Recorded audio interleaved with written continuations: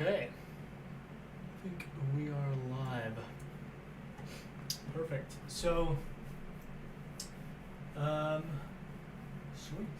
So today we are going to be starting back up with Anki as per usual, and then we'll be going over. I think, I plan on getting a test, like a final exam, calculus final exam, so that I can figure out what all the problems, like types are, and then we'll just start tackling those one by one, and then we'll kind of move forward with that. Yeah, I think that's how we'll approach it. Okay. Let's see. Let's go ahead and share my screen here and we'll zoom in a bit.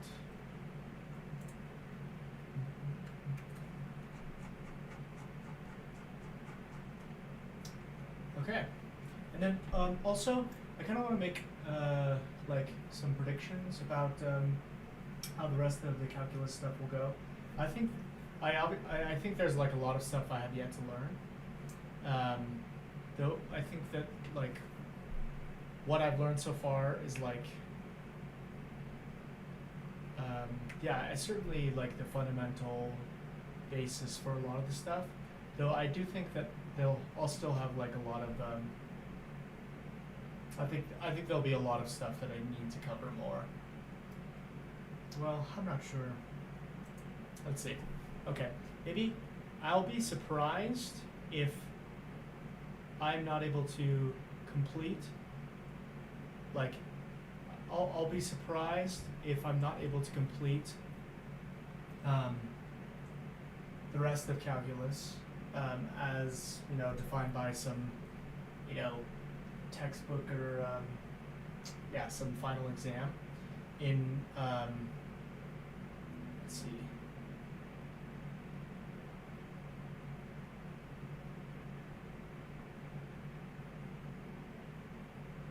$15 hours maybe, so 15 more sessions. Though I hope for it to be sooner. Maybe. Maybe. Yeah, I'm not sure. Okay, I'd be surprised if it's more than 15 hours, and I'd also be surprised if it's less than 4 additional hours. I think that's pretty reasonable.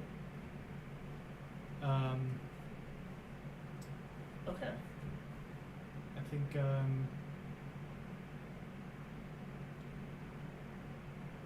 yeah, I think we'll just go on in.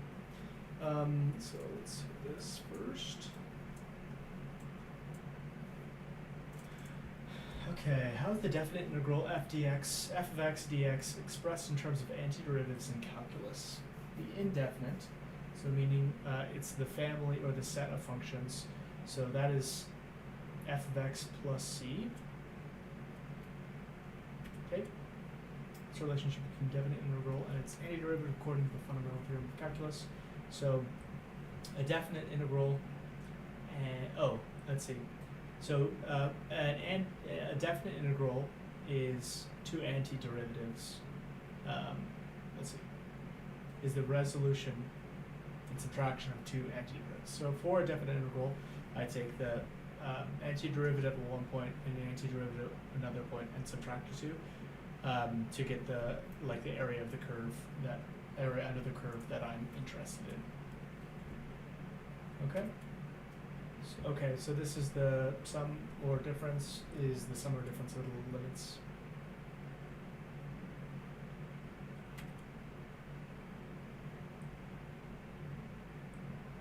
I think f of x dx. F prime x d. Yeah, I still need to work on that one. Actually,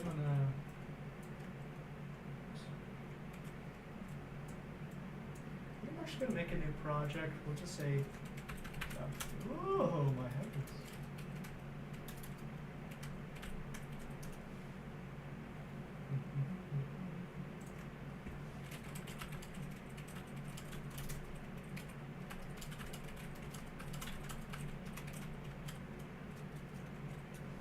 Oh shoot. Copy this.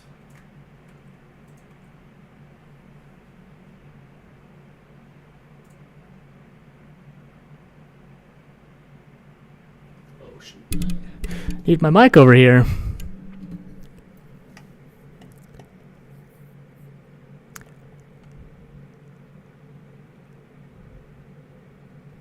Okay, hopefully, I guess, yeah, I'm sure my audio was pretty terrible up to this point, but it is what it is. Okay. Okay, so there's two types of notation. Okay, so, okay. So, I'm actually going to capture this, within this card, as well as making other cards, because the notation and like syntax aspects of mathematics is something that I know that I'll need to grapple with. So it's good to know that these are both valid. So yeah, this one is just saying that both Lagrange and Leibniz notation are correct, and that these are two variations of it. And Leibniz.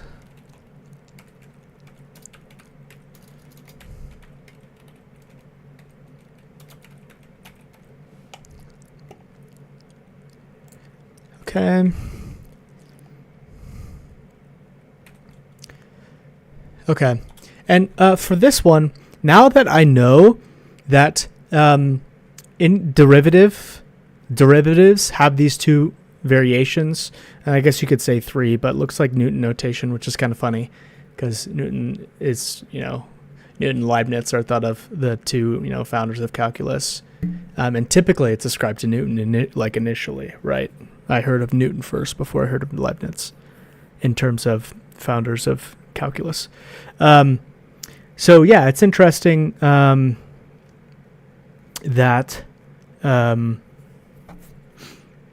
it's Lagrange and Leibniz. But anyway, one thing that's nice about this is I like those two distinct notations.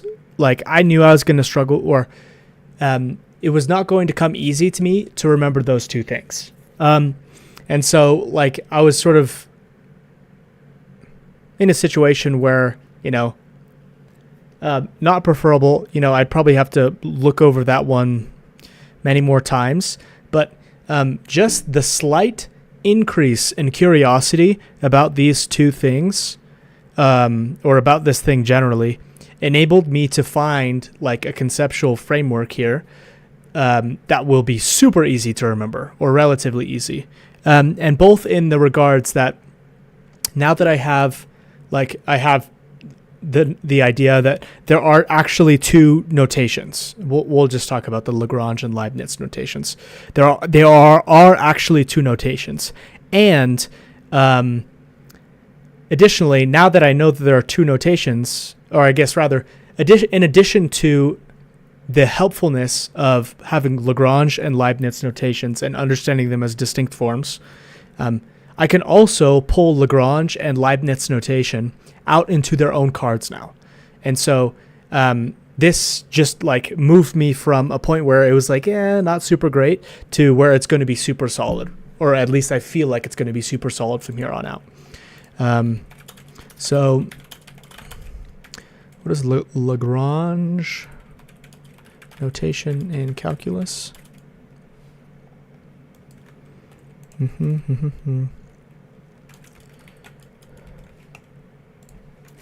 Lagrange notation for derivatives.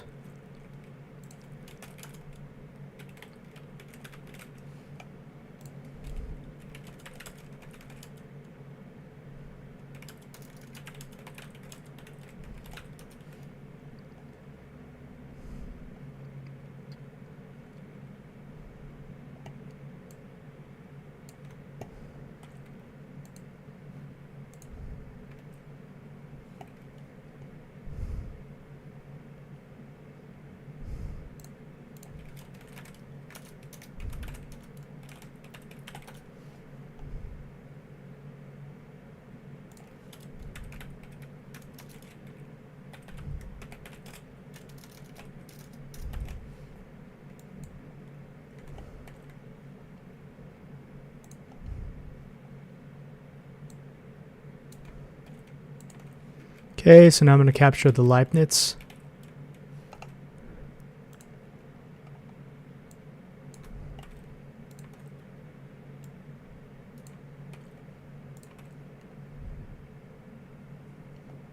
Oh,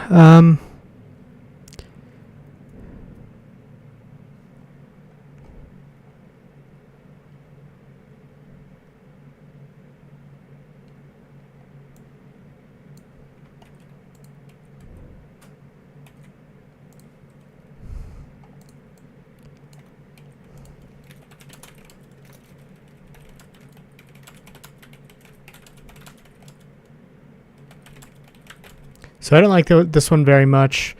Yeah. I prefer this one up here, or close to.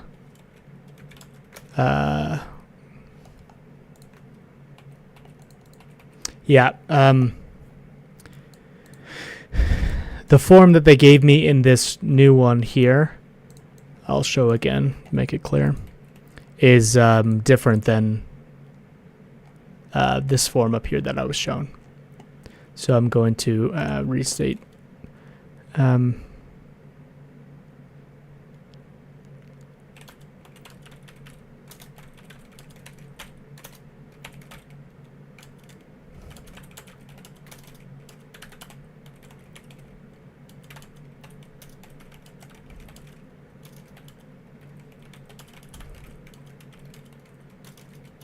Okay, so I'm going to have them respond. I have it respond again in HTML, and then I also want to know some reasoning why they expressed it in this form, like why they chose this alternate way of doing it.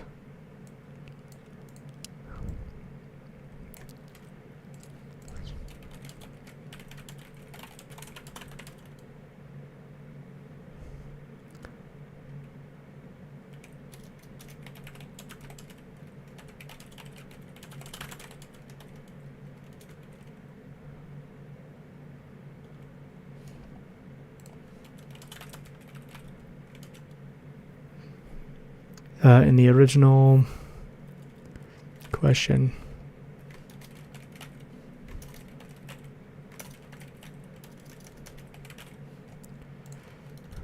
I just want to make sure that I'm not missing something.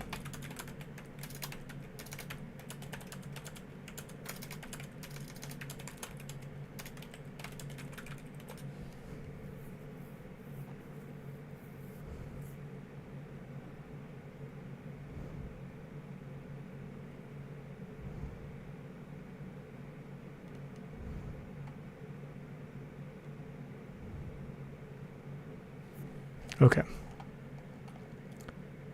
Looks like I'm not getting exactly what I'm wanting.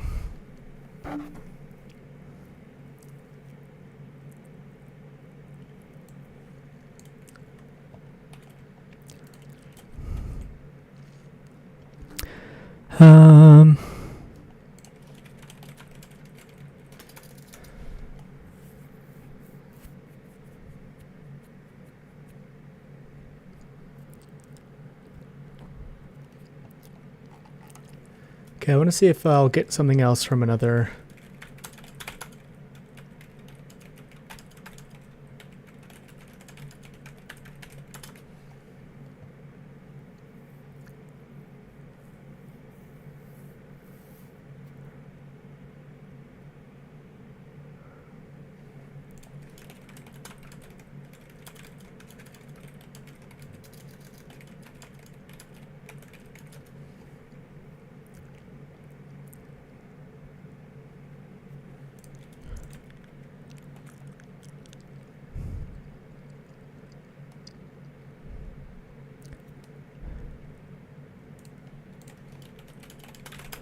Okay, and then I also want one, because it wasn't exactly clear what the initial, or they didn't connect as much as I thought. I was looking for the square brackets, but that might have, for the Leibniz notation. And so now I'm going to ask for what the difference is between the Leibniz and the Lagrange, because it seems they emphasize different things.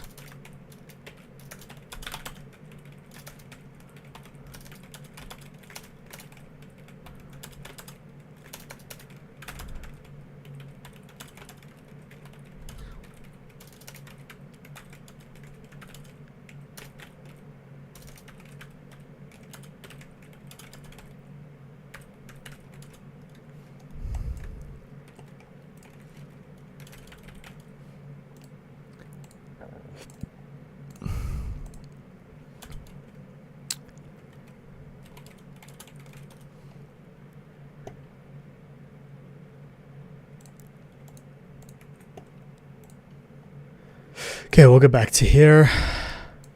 Okay, they're inverse functions. Yes and no. I think informally it is, but indefinite integrals are composed of two antiderivatives.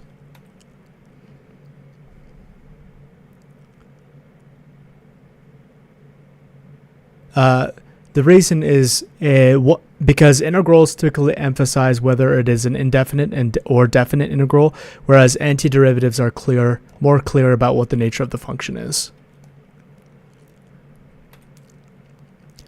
Okay, sum and difference, power and root, constant and sum, difference, power, root, constant, and then quotient and product. Instantaneous slope is the same thing as the slope of the tangent line, and this is the result of taking a differentiation or taking the derivative of a function. So limits have a specified limit. So as a limit approaches this thing, what occurs to the function, or really what occurs to the output. Lagrange notation we just covered. This is the f of x, the f prime x. And this is slightly wrong. Oh, wait. Oh, second derivative. I have no clue what a second derivative is. Interesting.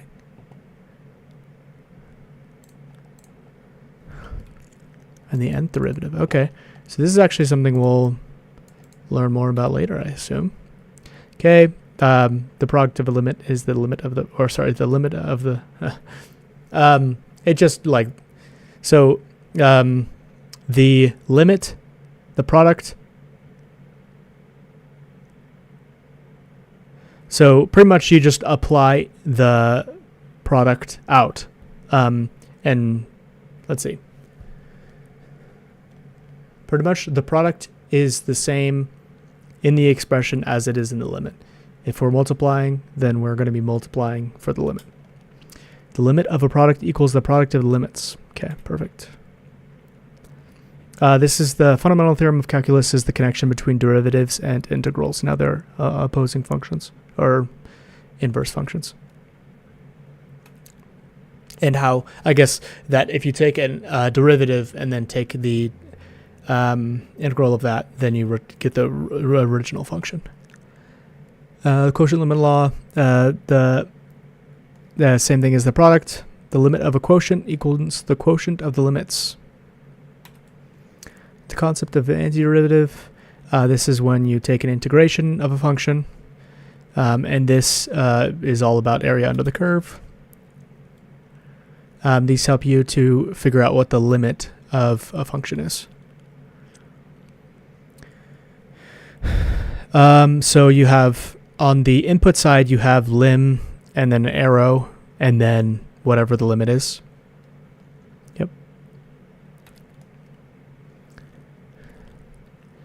This is the same as the instantaneous slope, and this is what happens when you take a derivative. Leibniz notation is dx over dy, dy over dx. Y's change with regards to x. Okay. So that was incorrect.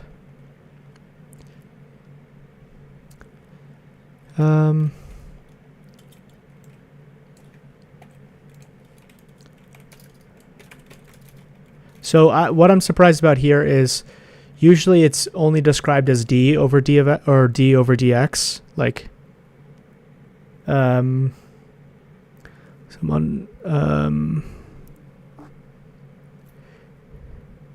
it is the case that derivatives are about slope. So, dy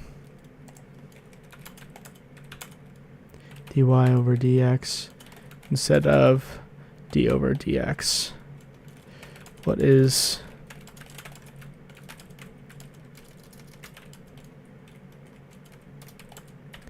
What's the notation for d over dx? Is it the operator?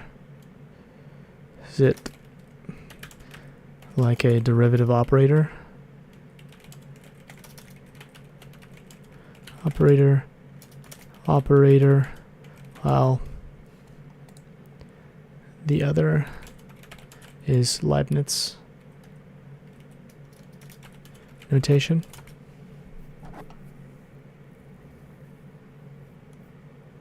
Okay, it is the derivative operator. Okay, perfect.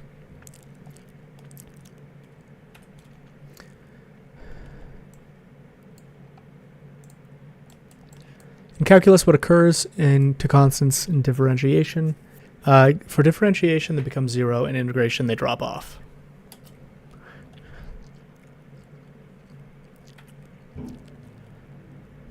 An indefinite integration is the resulting function that represents the set of all, represents the family of functions that many, I guess you could call it input functions, integrate to. Okay, indefinite ones are that family of functions. Indefinite ones are when you're actually wanting a value returned from it. It involves having two antiderivatives, one subtracting the other to find the volume underneath the curve. Net accumulation, that's a good phrase for that. Okay, this branch of mathematics studies continuous change through limits, derivatives, integrals, and infinite sets. Provides essential tools for understanding and modeling real-world phenomena in science, engineering, and economics. It is calculus. Okay, an infinite discontinuity is when we approach an asymptote or rather, we are missing a value, but as the inputs or as the outputs approach the value in either way, they go to infinity. For the jump discontinuity, it's when there is like an undefined value for a particular value, or undefined output for a particular input, and so it doesn't. Let's see. Yeah, it's just not valid or not defined, and so they're just a different type of discontinuities. And then break discontinuities, I'm pretty sure it's the same thing as the jump discontinuity. The constant limit, so you just use the same value. So if it's +3, then you're using +3.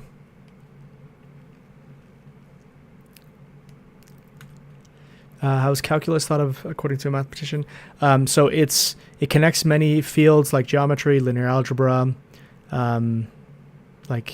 etc. And then also it's sort of the gateway for rigorous mathematics. Rigorous foundation. Yeah, I actually don't really like this question, but I want to have something like this. I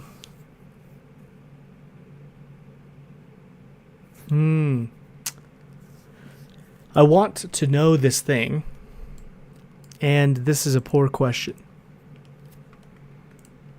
But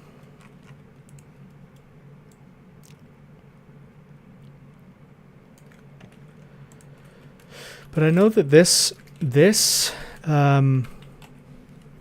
will not be consistent across, because this is sort of like I don't really have one answer for this thing.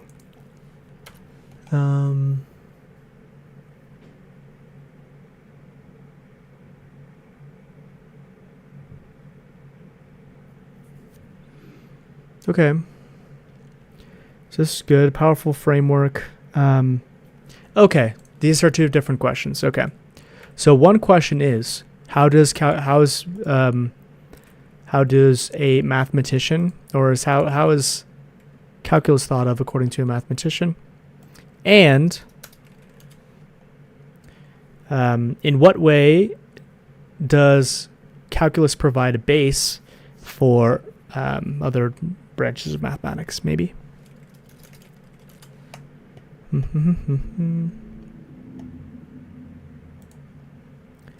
Okay. Actually, I didn't. Leibniz notation shows the derivative as a ratio of changes of y and x. Lagrange uses a prime mark to denote the derivative f of x.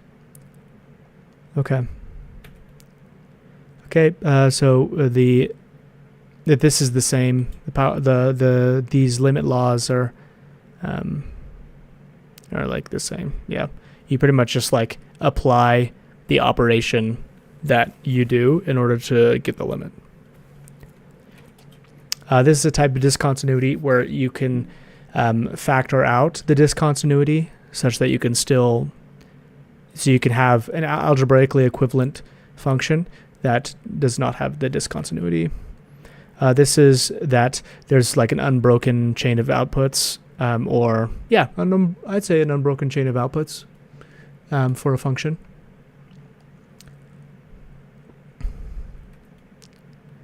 The same thing, we're taking the operator of the root and applying it to like the function, right?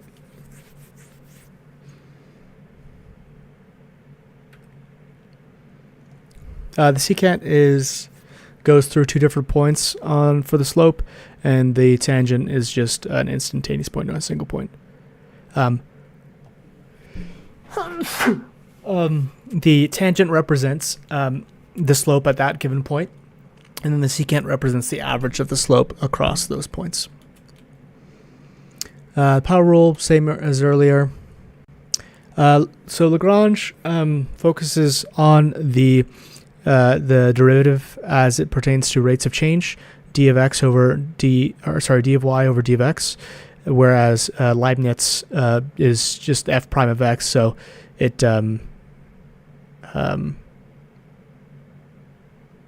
it just describes it that way. Okay, finished.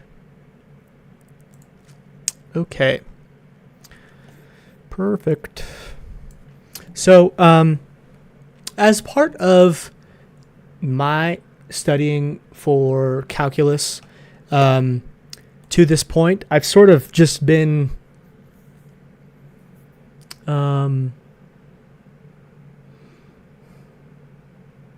just kind of perused through. I've watched a video, I've taken a lot of notes, and I've done a lot of thinking. I really haven't done much math. The only exposure that I have was to that singular problem in this, not the video, the video that I watched. Though I feel like I could replicate those problems fairly easily. We're just using the power rule for like taking the derivative / the integral. And so feel fairly confident there. Okay.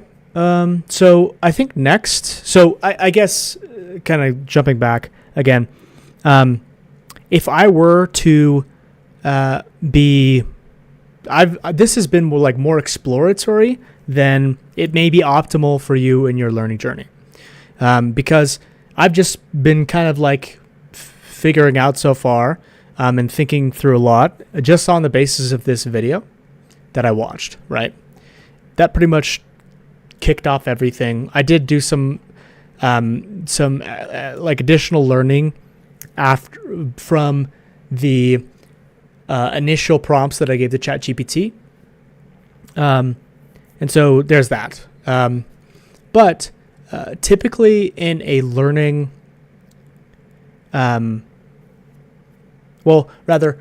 typically if you have a particular desire or need, it's good to make that clear and then figure out what things will, explicitly, what things will satisfy the desire for your learning, or if it's a particular class, you're learning unto that class. And so I just sort of wanted to learn calculus broadly. I wanted to learn calculus 1. And I don't have a particular end goal of taking a test, though I think that'll be a part of it, right? To determine my competency here. So I just kind of, started a video and then learned everything as I approached new ideas. I sort of had I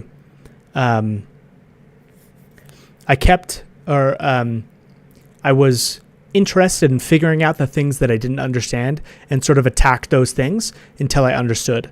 And then additionally, if there were ideas that I didn't understand well, I dug just a little bit deeper and then was able to find some good ways to think about those ideas. Okay. So also, there are things that I haven't even touched yet. I haven't done proofs. I've like the very, very, small portion of calculus that I've covered. So I think now what I'll do is we'll just grab a test, and then I think maybe we'll put together some maybe I'll make explicit everything that would need it to be learned for me to be at this state. And thankfully, I have all these cards that will tell me exactly what I learned. And then I think I'll grab a final test from some university or whatever. And we will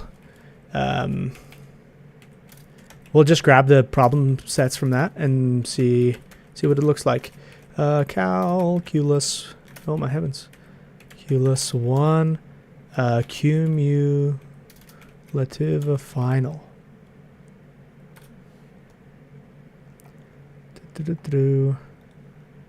Okay, Oklahoma State. Actually, we'll do MIT.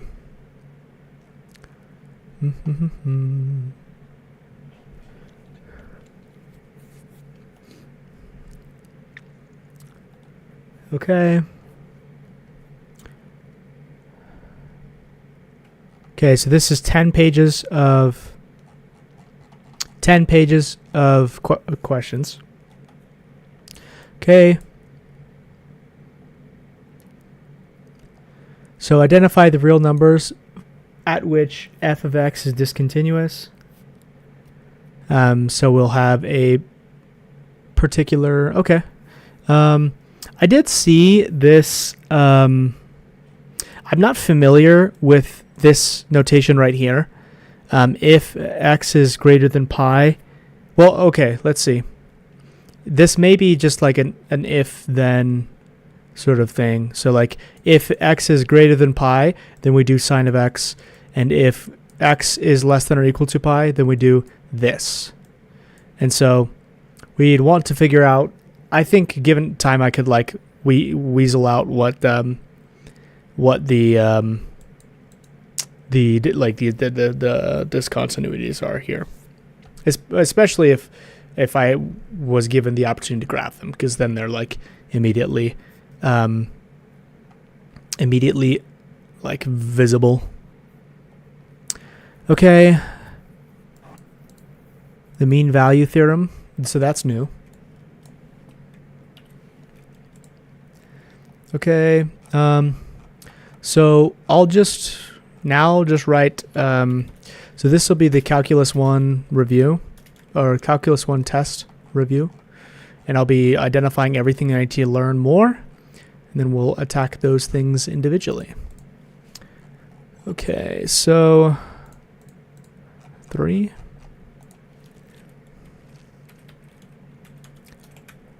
Calculus 1. Practice, MIT final, MIT practice final. Yeah, and I guess going back to my comments again, learning goals can look different, or rather, the acts you do in learning will look different according to your learning goals. If I was only wanting to pass this test, then I would have just I probably would have, I think the introductory video would have been good, but I would have probably reviewed this final first, and picked out everything that I didn't understand, and make note, and then just attack those individually. And then if I know all of the problems individually, and can solve them, that means I know the entire test, right? And not just some I saw the process be done to get the answer, and so now the answer is, or the process is whatchamacallit,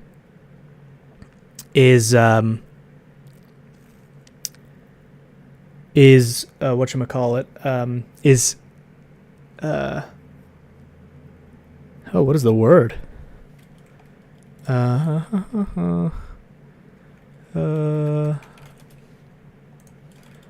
am looking for the word. I'm looking for the word means you recognize. Aha, I see. So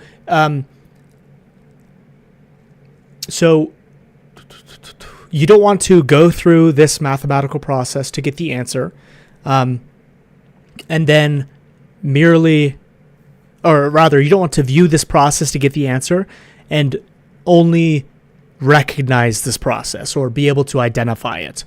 You want to be able to deeply understand the process. It's often the case that students will look at students will mistake recognition for understanding. And those two are not the same thing. We can recognize something easily, but we cannot understand the thing. The only gauge for understanding is if you are able to bring that understanding forward and complete the thing. Like, we don't have any current mechanical devices that can peer inside our minds and determine if we have the structures in our minds such that we can solve a derivative, right? We can only know that you know things if we can test that you know them. And then additionally, you want to have that internal knowledge be as general as possible. So not heavily tied to a particular set of inputs, but to understand the concepts as general concepts within your mind, such that they could be broadly applied, which is sort of like the golden, like one of a big desire for learning.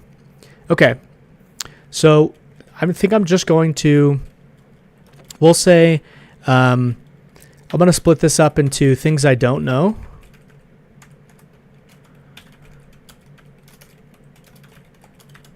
Thinks. And then else, things I don't know, things I need practice on. And then things I don't know, things I need practice on. And then also I think a general overview would be good as well. General exam overview. Okay. So can I just do this number? Opa.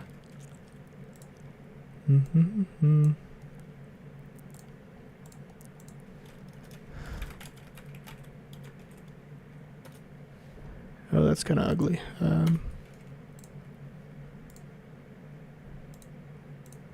Okay. Okay.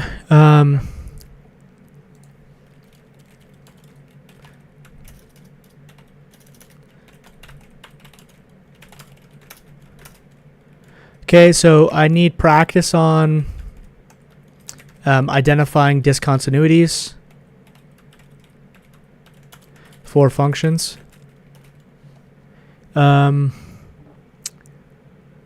Identifying asymptotes. That goes hand in hand. And asymptotes for functions. Okay.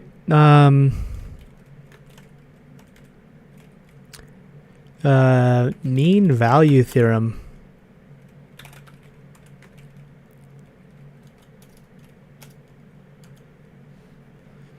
Okay.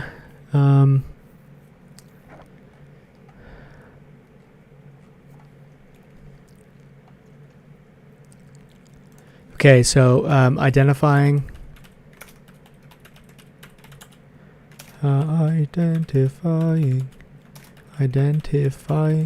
discontinuities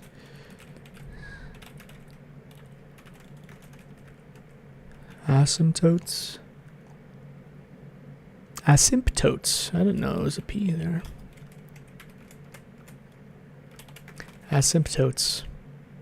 P's probably silent. Okay. I also need some practice on identifying limits. And these are actually like the same as there right now.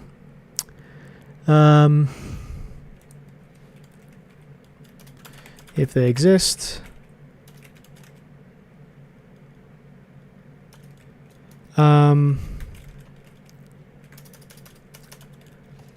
Okay. Justifying why limits exist for a particular, or why limits do and don't exist for a particular function. Okay.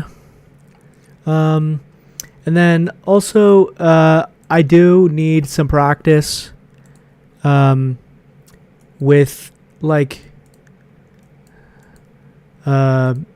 this one's like pretty well. Yeah, this one's like pretty immediately obvious. It's that x plus 1, x minus 1, so we can do that. But for like E, like I have no clue what E is. I think it's a mathematical constant, but I have no clue what it is. So we'll have to figure out what E is.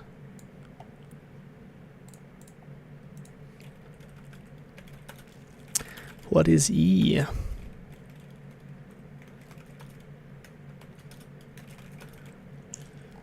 Okay. I need to know how to interact with cosines and sine stuff for when identifying limits.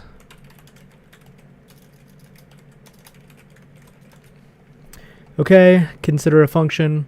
State the domain and range of the function. Okay. For a function, state its domain. Be able to determine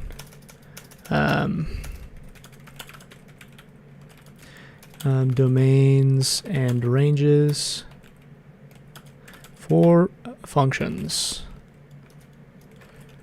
Okay, so earlier I learned that we can have like a second order derivative. Like when I was going over the, this is the Leibniz, the Leibniz, what notation is this? I think this is the Lagrange notation.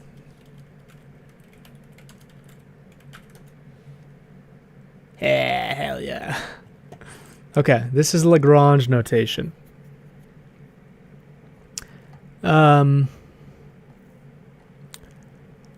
Okay, so it was saying something about like second order derivatives. And so understand first order and second order. Okay.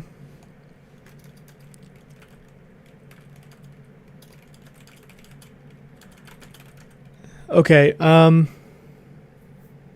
so my idea for what second order derivatives are is we just take the derivative of the derivative. So if I have a function like this, sure.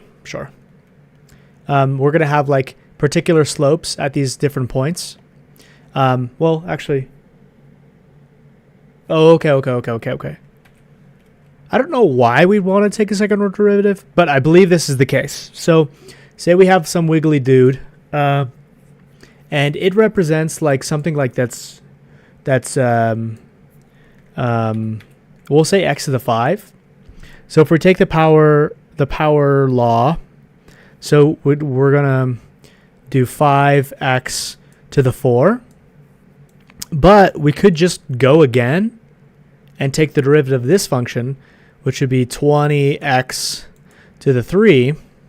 So I believe that's probably the progression of like a second order derivative. I have like no clue why we want that. I guess if you're because now we're talking about the rate of change of this, well, the rate of change of the slope. Actually, that does sound pretty useful. Okay. Okay, yeah, I think that's reasonably useful. The rate of change of a slope to like determine how quickly the slope is changing. Okay. I think that's more useful than I thought it was. Because this would tell us the rate of change at an instantaneous point, and in the domain, it would like maybe have like one less squiggle. I'm not sure exactly what the effect of exponents are on functions. Like I don't have an intuition for that.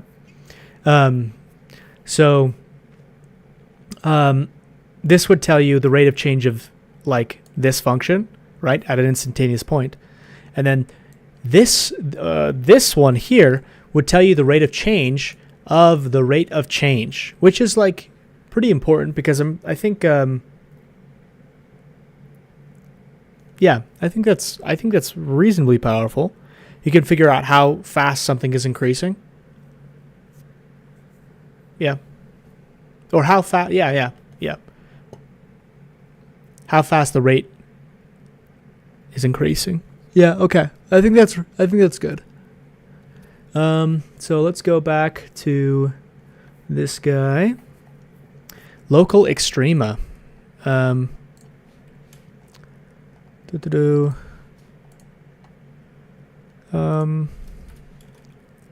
Find second order derivatives. Okay. Finding local extrema. Oh, okay. So the local extrema, well, actually, I'm not sure. So I was thinking it could be like a local maxima, or maybe we find local maxima and then local minima, like the minimum and maximum. So if I had this guy here, where is this guy? Like, maybe this guy goes back, and so this would be like the minima. Whoa. I'm not sure, because we could be talking about the minima of like the function. So like this is like y equals 0 at this point, y equals 5 at this point, right? Or we could be talking about like the rate of change, like at what point is our slope or our rate of change most extreme? Because this would be like kind of a wimpy rate of change, right? But something like this right here would be like more. So I'm not sure. I think it's probably the case that it's the first one I was saying. This one here. Where it's either like 0 or 5, but I have no clue.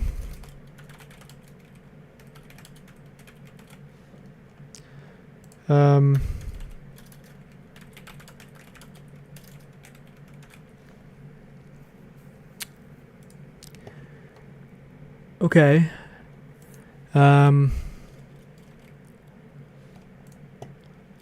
Okay. So inflection point is a new term. I think it may be like, my understanding of inflection is that it would be like something like this. So I'd say probably these two are like inflection points. Where like we got like significant change.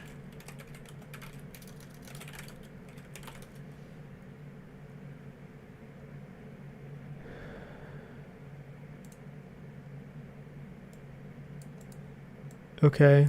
The change. Oh, okay. Yeah. the change from convex to concave at a particular point in the curve. Yeah. So that was correct. So this we're concave right here, and the convex right here. And so I think that should be correct there. But I do need to know. I guess I probably should also add, I would like a little bit of practice.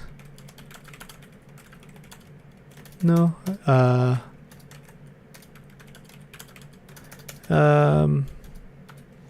We'll see. We'll see. As it gets going, I think we will have a better idea.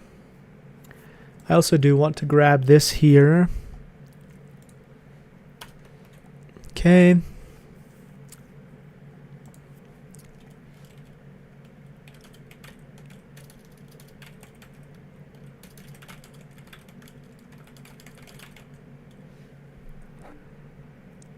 Okay.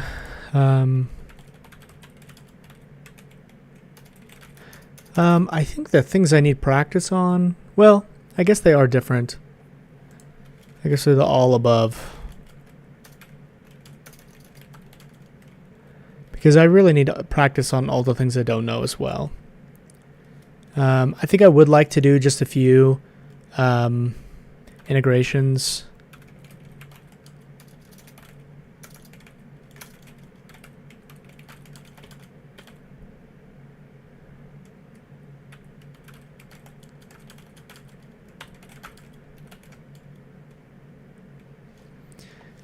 So I'd like to have like some variety in them,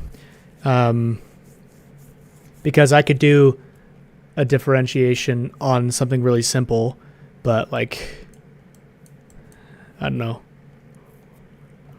where I have to like reduce a lot or do a lot of manipulation of the function. I think it'd probably be less easy. Sketch graph and label. Okay.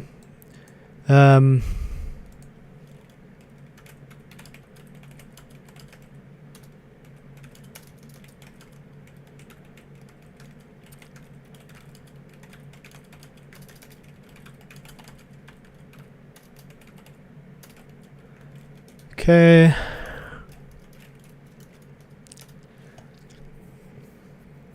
So being that I think this is just like a straight line, I don't understand how we'll be able to get the extrema, inflection points, and asymptotes.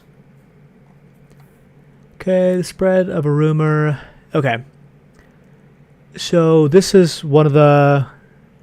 Oh, the linearization. What is that?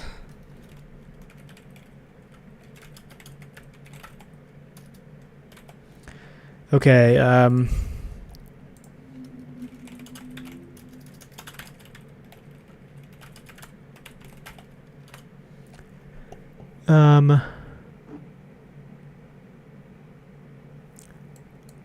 okay, so I think...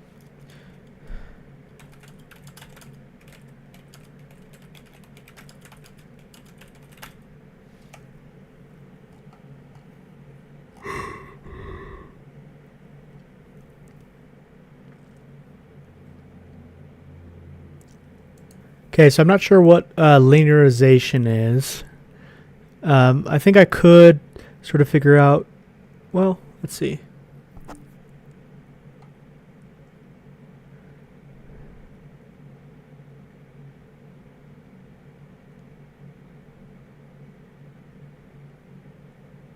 Yeah, I'm not like I probably need one example for that one to get a good idea there. Okay, so this is a definite integral, but we're using a Riemann sum, and I have no clue what the Riemann sums are.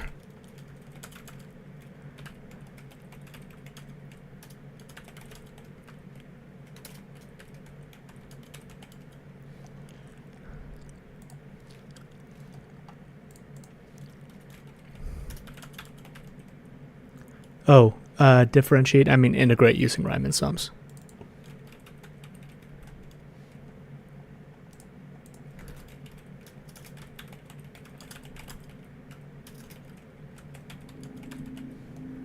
Okay. Express the area in the curve as the limit of a Riemann sum. Okay.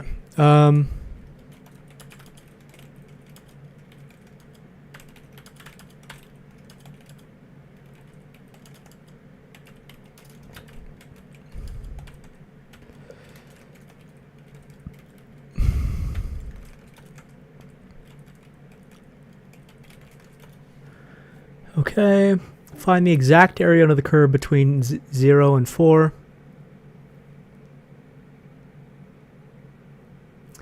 Okay.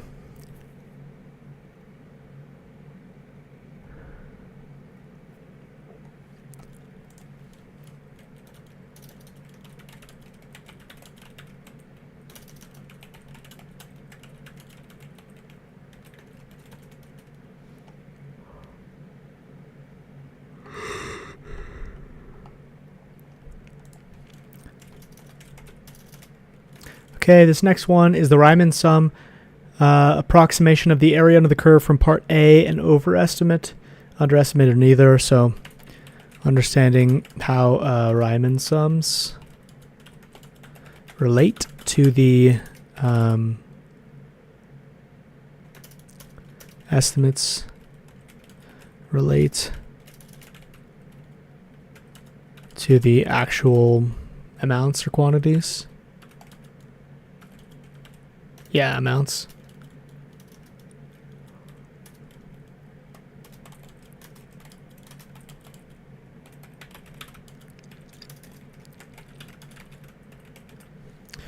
Okay.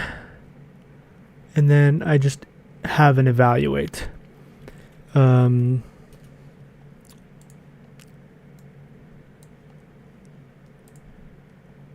Oops. Okay.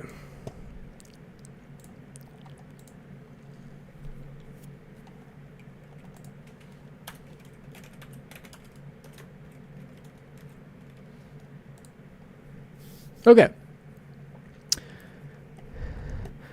So the general overview is we're identifying discontinuities and asymptotes, identifying limits, justifying why limits do and don't exist for a particular function, being able to determine domains and ranges of functions, understanding first order and second order derivatives and be able to find them, finding local extrema, sketch a graph and label extrema, inflection points and asymptotes, linearization of functions, how to use linear approximations for a function, how to integrate using Riemann sums, taking a definite integral, and understanding how Riemann sums estimates relate to actual amounts for definite integrals, and then evaluating whatever this is.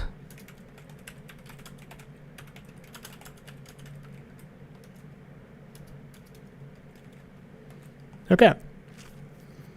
Sweet. Okay, so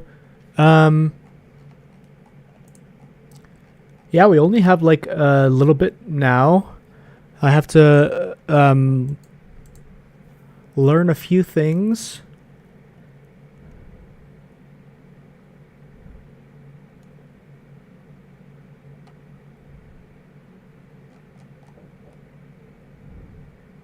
But I feel like everything that I went over is like pretty reasonable to do.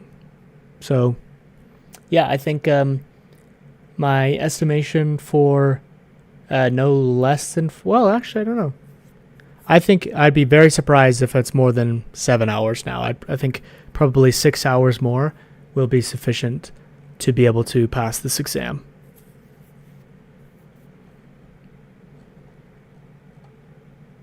And probably less than I'd say.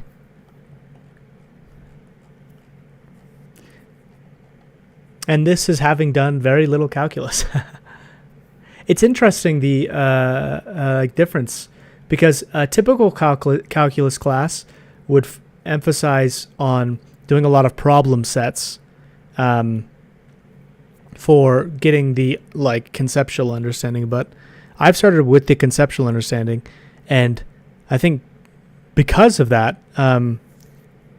like being able to evaluate problem sets or evaluate things here will be much easier.